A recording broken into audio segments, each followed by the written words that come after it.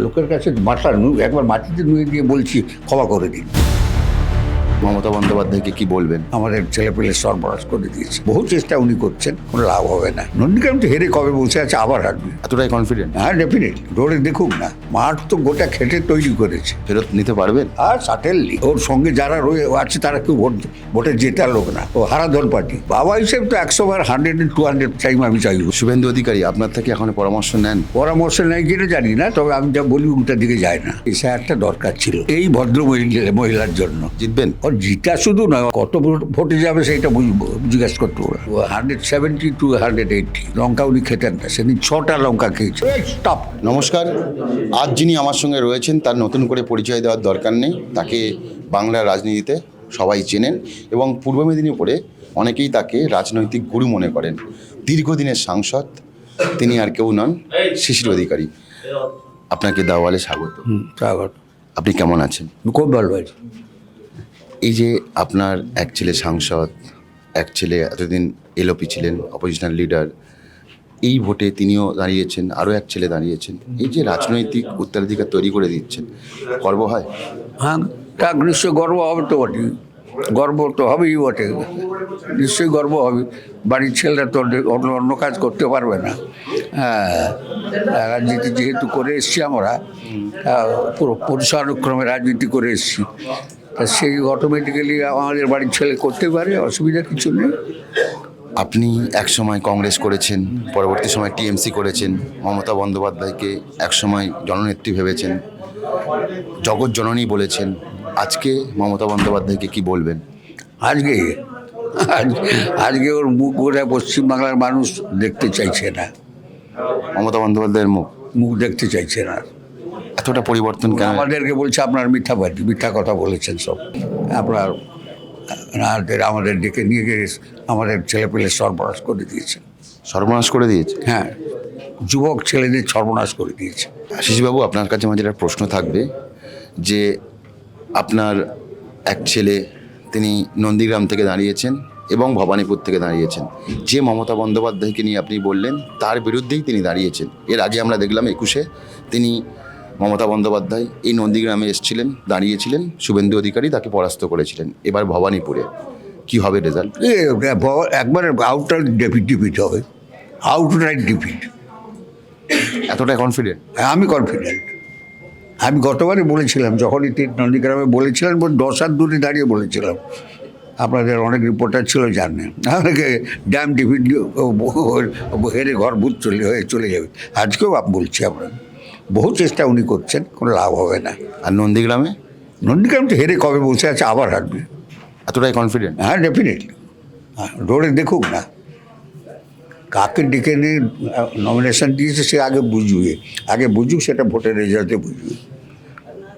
2021 সালে যখন শুভেন্দু অধিকারী টিএমসি ছেড়ে বিজেপিতে গেলেন, তখন এই জেলায় তেমন কোনো ফল হয়নি, 7টা আসনে গিয়ে থমকে যায় বিজেপি। এবারে এতটা কনফিডেন্ট কেন? কনফিডেন্ট খেটেছি আমরা, মাঠ তো গোটা খেটে তৈরি করেছে, এ তো অস্বীকার করতে পারবেন না।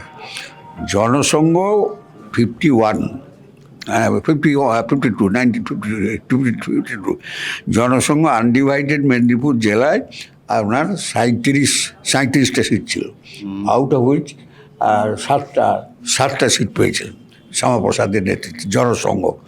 কিন্তু পরের জেলা সাউথ 24 পরগনা এবং বাঁকুড়া, পুরুলিয়া একটু ঝড় বয়ে গেছিলো।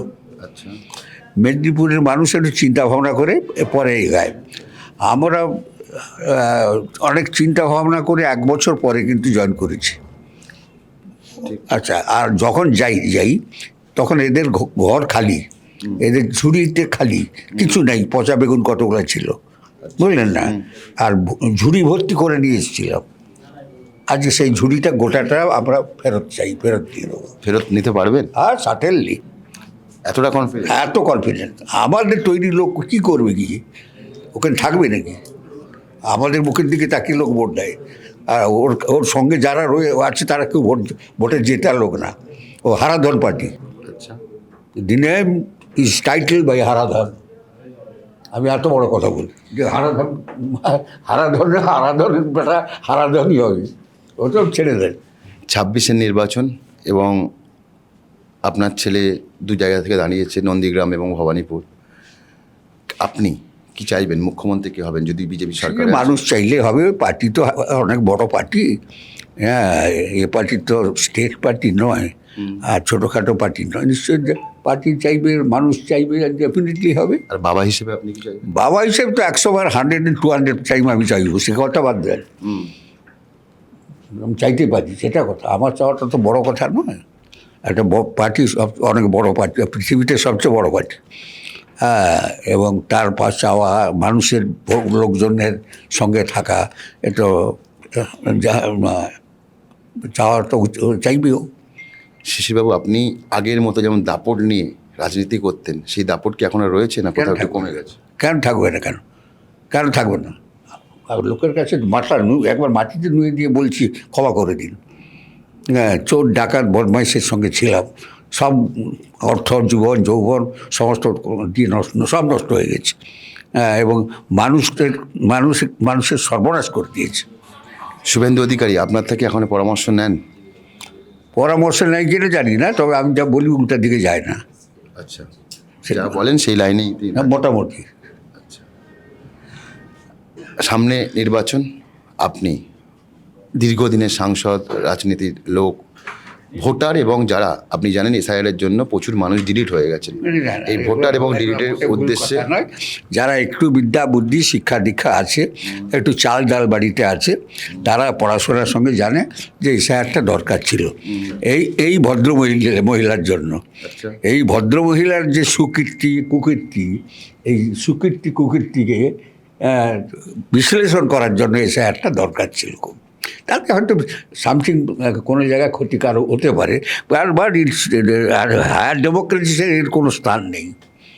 এগরা থেকে দাঁড়িয়েছেন দিব্যেন্দু অধিকারী, তাকে নিয়ে কতটা কনফিডেন্স? এখনই বলে এলাম লোককে ভোট দিতে। আচ্ছা, জিতবেন? হ্যাঁ, ওর জিতা শুধু নয়, অনেক কত ভোটে যাবে সেটা জিজ্ঞাসা করতে ওরা। আপনি কি মনে করছেন বিজেপি সরকারে আসলে সার্টেনলি কত ওগুলো সিট পেতে পারে? আমি বলছি তো, এখনও বলছি যে 170 to 180। এবং আপনাকে আজকে বলি, মমতা যদি সত্যি কথা বলে জিজ্ঞেস করবেন, মেদিনীপুর সার্কিট হাউসে যেদিন তিনি 6টা লঙ্কা খেয়েছিলেন, লঙ্কা উনি খেতেন না, সেদিন 6টা লঙ্কা খেয়েছিলেন। কোন দিন? তারিখটা আমার মনে নেই, ওই ইলেকশনের আগে আর কি। আচ্ছা, 6টা লঙ্কা খেয়েছিলেন। মুকুল ফাঁট বাজছে বসে বসে, with Congress without Congress, understand. আর আমি পাইচারি করছি, শুভেন্দু আসে, রাত হয়ে যাচ্ছে, বাড়ি ফিরবে, তা আমি বলবো তাড়াতাড়ি চলে যেতে বলবো, দেরি করে লাভ নেই, আমি পাইচারি করি। এই কথাটা শুনে বারে বারে মুকুল উইথ কংগ্রেস উইদাউট কংগ্রেস, কোনোভাবে ও 130-এর উপরে উঠতে পারল না। আমি 2-3বার ধমকে স্টপ, কোনো অঙ্ক তোমার ফেল করো, কোনো অঙ্ক তোমার রাইট হবে না। কাকে বললেন এটা? মমতা ব্যানার্জি, মুকুল, দুজনকে। আচ্ছা, লাস্ট তো 10 বছর আমি স্টার্ট করলে শুভেন্দু ফিনিশ করতো, আর শুভেন্দু স্টার্ট করলে আমি ফিনিশ করতাম। লোক ছিল নাকি সঙ্গে? কত চোরগুলা সব প্রমাণ হয়ে গেছে। হাইকোর্ট, সুপ্রিম কোর্টের জাজ বলেছে ক্রিমিনাল। ক্রিমিনালের অর্থ কি? পকেটমার হতে পারে, জুয়া চোর হতে পারে, লম্পট হতে পারে, হ্যাঁ, রেপিস্ট হতে পারে, সব একটা কথা হাইকোর্ট সুপ্রিম কোর্ট বলছে। আমার বলার কী আছে? তা সব দিয়ে যা ফিগার বলে দিলাম সেইখানে তো দাঁড়িয়ে গেল। অসংখ্য ধন্যবাদ আপনাকে এতটা সময় দেওয়ার জন্য। ভোটের সমস্ত খবর দেখতে চোখ রাখুন দাওয়ালে, কারণ খবর এখন এখানেই। ক্যামেরা সৌম্যদীপের সঙ্গে রফিক, এগরা।